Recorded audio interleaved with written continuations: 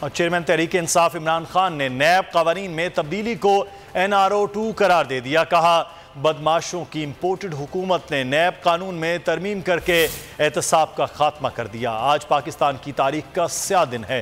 تاریخ سازش کا حصہ بننے والوں کو بھولے گی اور نہ ہی معاف کرے گی۔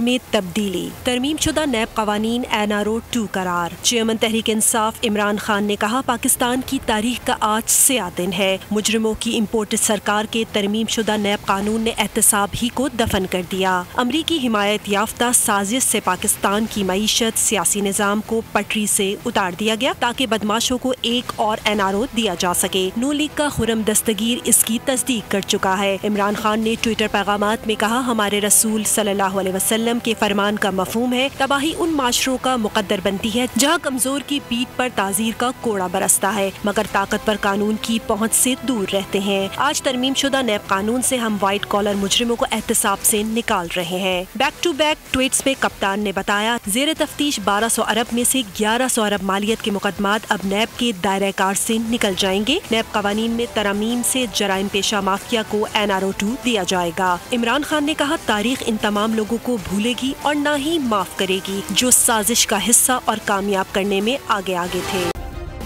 سبسکرائب کریں اور بیل دبائیں تاکہ کوئی خبر رہ نہ جائے۔